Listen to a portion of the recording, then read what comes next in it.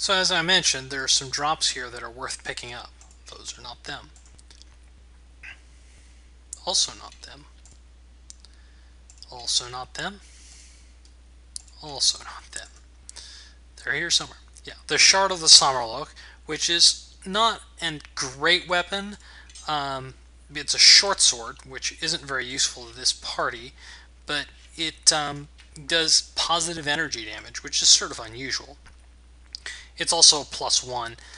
I'm going to hang on to it and just give it to one of my other characters who can make use of it, even though it's really not that good. I will sell it eventually, but there are times when you want a melee weapon and not a ranged weapon. They also have a Ring of Protection +1 and Leather Armor +1, which I will sort of dutifully pass out to my party members. The Ring of Protection obviously goes to the tank. The rest, the Leather Armor +1, just goes to one of them. They also have the key, which is not really that important. There are a couple other ways to get the cage open. This crate over here, again, has more stuff in it, including a Bastard Sword +1. So if you have somebody who uses those weapons, it's good to have. The gems are sometimes used in crafting, so you may want to hang on to it. So we let her go, and then we're going to go back to Samargal. There's also a dagger +1, which is not a big deal. Also, over here, in a weapon rack, if the cursor will let me do it, are a couple other items, including a comma +1 and an onyx spear, which has the keen trait on it, which is sort of unusual, but it's not very useful from the standpoint of we don't really have anybody who uses spears much. But I'll hand it out to one of my characters. I have somebody, she's already has a spear as a backup melee weapon, so I'll give her that. But I'll probably end up selling it and never using it. So that's not a big deal. I'll finish cleaning up here and meet you back in Samargal. The main reason to do Vidinia's quests is as you do them, she offers different stuff. There are a couple more items I'm going to buy from her, including these Gloves of Appraisal, which are very useful items from the standpoint of they essentially cost money, but they make you money in the long run. There are a couple other items of interest for sale now as well, including a recipe for a composite longbow with up to a 5 strength bonus, which only requires 1 piece of timber and very low craft weapon skill.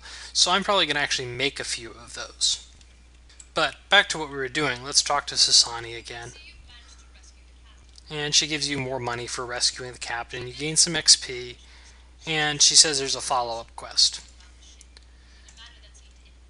And so maybe the captain knew something about this step door. And yeah, she indicates it was him. And we have to go rescue her friend to corroborate that story.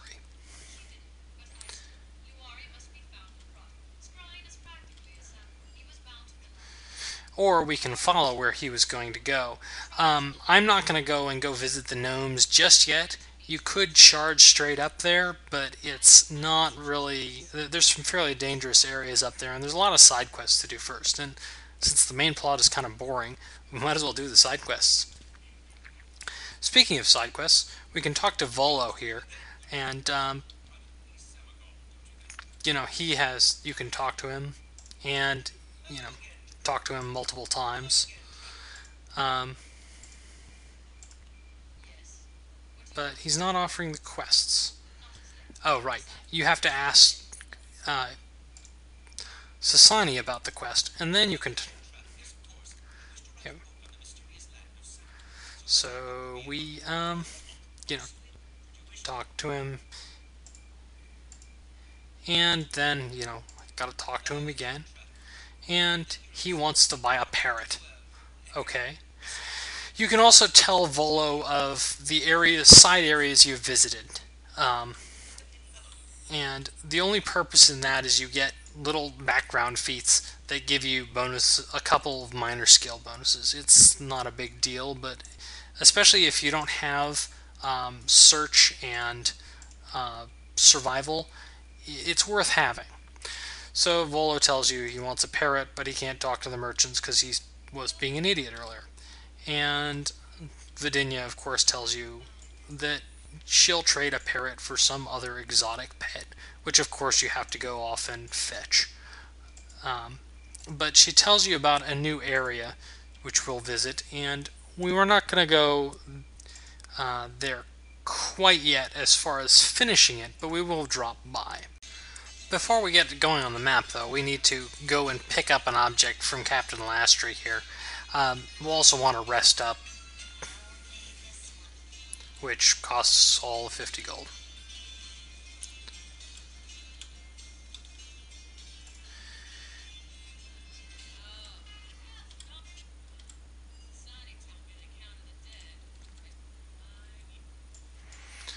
And she gives you a keystone. So I will meet you back down at the um, shipwreck once again.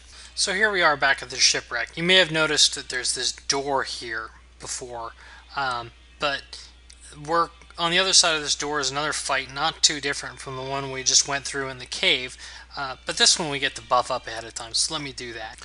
Alright, we're ready to go. So we get a nice little welcoming committee here, which includes a dinosaur, but there are some weaker enemies in this area as well.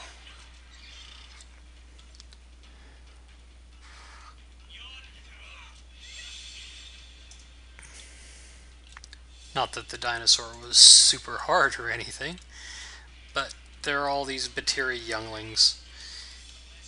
And this is probably one of the last times I'm going to be able to make good use of sleep, so I will do so.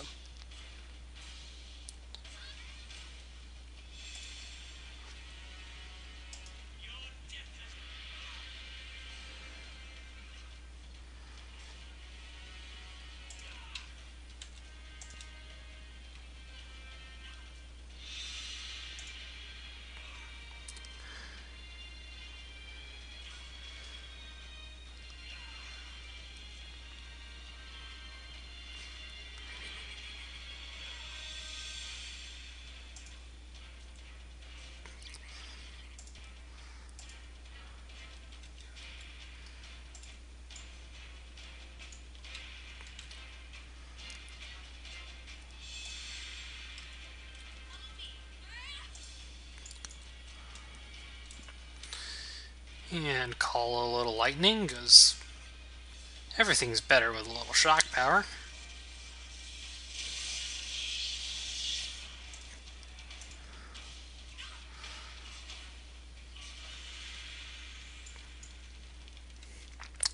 And here is the second mate, who's the guy we came to save.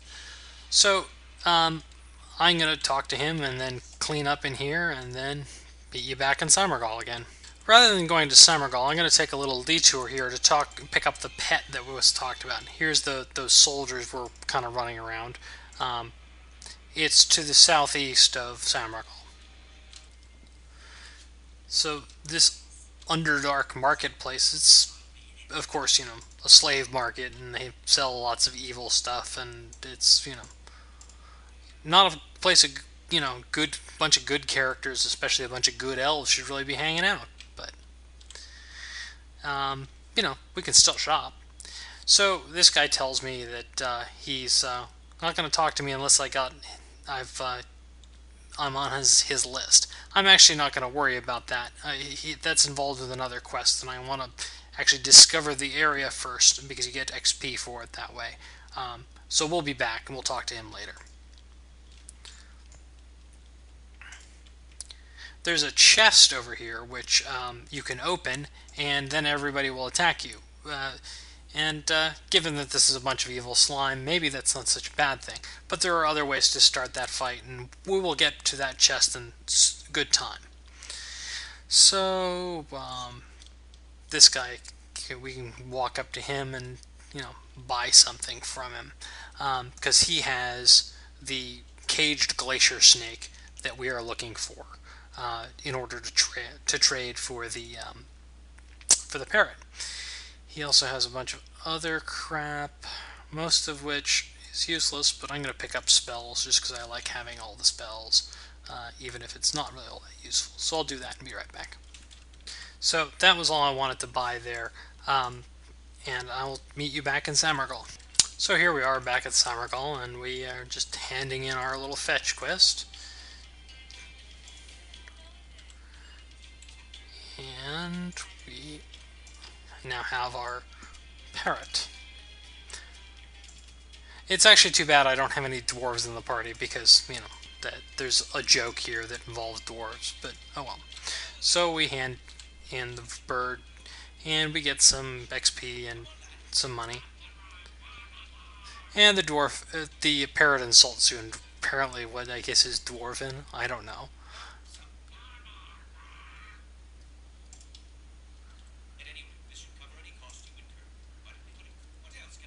So he makes a bad joke, and he has additional work, which involves the Yuan-Ti Temple, which is actually a fairly vicious area, and we're not going to do that for a little while. So why don't we cut it short here, and we'll resume and head back out, because we have just a lot of random side quests to do, because that's what this game is mostly about.